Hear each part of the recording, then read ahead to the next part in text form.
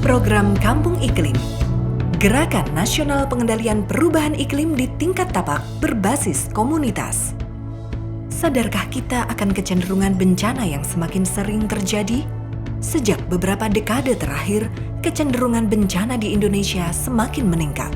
Didominasi oleh bencana terkait iklim dan cuaca ekstrim atau hidrometeorologi seperti banjir, puting beliung, longsor, kebakaran hutan, dan kekeringan. Ada beberapa faktor yang menyebabkan kecenderungan bencana meningkat. Sebagian besar disebabkan kerusakan dan penurunan kualitas lingkungan akibat aktivitas manusia. Misalnya seperti kritisnya daerah aliran sungai, pertumbuhan penduduk, urbanisasi, masalah tata ruang, dan perilaku masyarakat yang belum mencerminkan kepedulian untuk menjaga lingkungan. Makin diperburuk dengan perubahan iklim yang terjadi akibat pemanasan global. Seperti yang kita tahu, pemanasan global terjadi akibat meningkatnya emisi gas rumah kaca yang dihasilkan dari berbagai aktivitas manusia. Kementerian Lingkungan Hidup dan Kehutanan mengajak seluruh elemen masyarakat untuk ikut berperan aktif karena individu dan masyarakat merupakan kunci utama dalam hal pengurangan risiko bencana hidrometeorologi.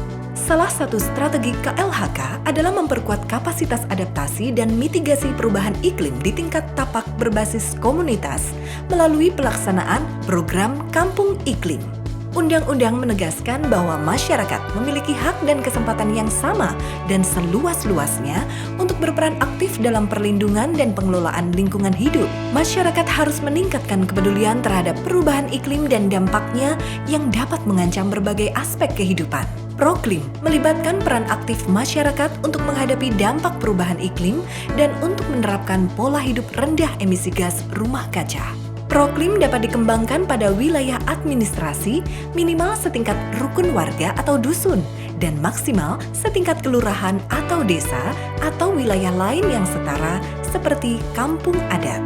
Selain itu, kampung iklim dapat juga dibentuk di wilayah yang masyarakatnya telah melakukan upaya adaptasi dan mitigasi secara berkesinambungan seperti perguruan tinggi, pesantren, dan paroki.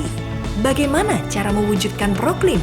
Proklim dapat dilaksanakan oleh kelompok masyarakat yang sudah ada di lokasi setempat dan berperan sebagai kelompok kerja. Kelompok kerja proklim ini kemudian mengidentifikasi kerentanan, risiko, dan dampak perubahan iklim yang terjadi di lokasi setempat dan juga sumber emisi di lokasi setempat. Hasil dari identifikasi awal kemudian dituangkan ke dalam profil kerentanan dan emisi gas rumah kaca. Selanjutnya, kelompok kerja proklim mengidentifikasi sumber daya manusia yang tersedia dan kebutuhan pelatihan. Dilanjutkan dengan merencanakan peningkatan kapasitas masyarakat. Bersama kelompok kerja, masyarakat merumuskan tujuan dan sasaran yang ingin dicapai dalam menghadapi perubahan iklim. Gagasan-gagasan yang muncul dituangkan untuk menyusun rencana aksi adaptasi dan mitigasi perubahan iklim, serta penguatan kelembagaan dan dukungan keberlanjutan. Langkah selanjutnya adalah dengan menyusun perencanaan aksi adaptasi perubahan iklim. Misalnya, pengendalian kekeringan, banjir, dan longsor dengan pembuatan penampungan air hujan, biopori, dan sumur resapan, melakukan upaya penghematan air, membuat atau memodifikasi bangunan sehingga adaptif terhadap perubahan iklim, dan membuat sarana pengendali banjir. Peningkatan ketahanan pangan, misalnya dengan menerapkan sistem pola tanam bergilir, penganekaragaman tanaman pangan, dan pertanian terpadu. Kemudian membuat serta merawat saluran irigasi dan memanfaatkan lahan pekarangan, misalnya untuk menanam sayuran, tanaman obat, kolam ikan, dan lain sebagainya. Pengendalian penyakit terkait iklim dengan mengendalikan vektor penyakit, misalnya mengaktifkan peran jumantik dan melaksanakan 3M, serta menerapkan PHBS, sanitasi, dan penyediaan air bersih. Perencanaan aksi mitigasi perubahan iklim, misalnya dengan pengelolaan limbah padat dan cair, penggunaan energi baru terbarukan, konservasi, dan penghematan energi, melakukan budidaya pertanian rendah emisi, meningkatkan tutupan vegetasi, mencegah dan menanggulangi kebakaran hutan dan lahan. Perencanaan aksi adaptasi dan mitigasi perubahan iklim di wilayah pesisir, yaitu dengan penanganan atau antisipasi kenaikan muka air laut, rob, intrusi, abrasi, ablasi, erosi akibat angin dan gelombang tinggi, pembuatan struktur pelindung buatan, dan mata pencaharian alternatif.